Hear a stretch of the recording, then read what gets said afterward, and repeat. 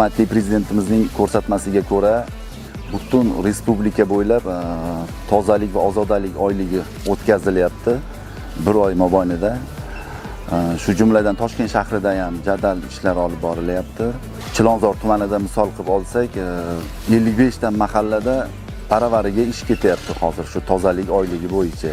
Bizda o'sha red tadbirlari 16-15 oktyabrdan boshlangan. Bizda o'sha Milliy gvardiya, ichki ishlar bilan hamkorlikda ish olib boryapmiz.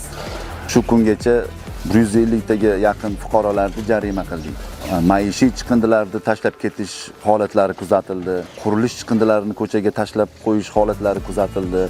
Fuqarolarimizdan iltimos qilamiz, maishiy chiqindilarni maxsus belgilangan o'sha chiqindi yig'ish maydonchasiga tashlashligini, o'sha qurilish chiqindilarini ham maxsus poligonlarga chiqarib olishligini iltimos qilib qolamiz.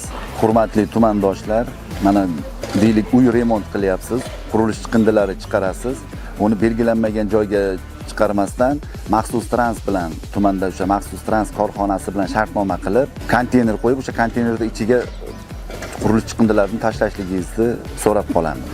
Shu red davomida shuni bildikki, fuqarolar aytishadi, maxsus trans xizmati qimmat. Aslida unday emas. Maxsus trans xizmati chaqirib mashinaga olib kelib berib yuborishingiz narxida.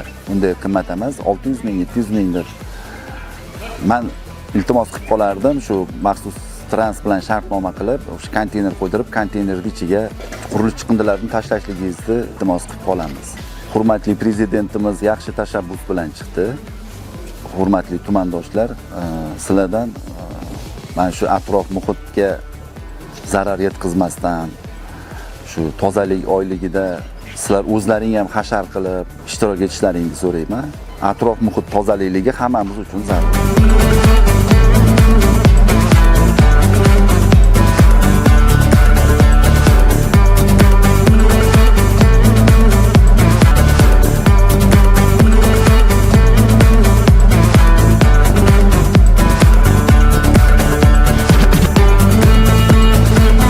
Sayfiddinov Nasriddin, Toshkent shahar Chilonzor tumanining maxsus trans bo'limining birinchi o'rinbosariman. Bizani tumanimizda, Chilonzor tumanimizda hozirgi kunda 16-oktyabrdan boshlab ozodalik va tozalik oyligi amalga oshirilyapti. Bu amalga oshirilayotgan ishlarda bizda Chilonzor tumanimizda 34 ta maxsus texnikalar ish olib boryapti. Bu tumanimizda har bitta o'sha shoh ko'chalari va ko'p qavatli uylar orasida chiqindi va xazonlarni olib chiqib ketilmoqda. Bularda asosan kuniga 300-350 tonnadan chiqindi va xazonlarni olib ketilyapti. Shu kecha kunduzda 22-oktyabr holatiga hozir biza salkam 2000 tonna chiqindi mahsulotlarini olib chiqib ketdik va shu yurtimiz aholisidan hamda Chilonzor tuman aholisidan shuni iltimos qilib so'rab qolardikki, katta ko'cha yuzlariga va belgilanmagan joylarga chiqindilarni tashlamaslikni iltimos qilib qolamiz.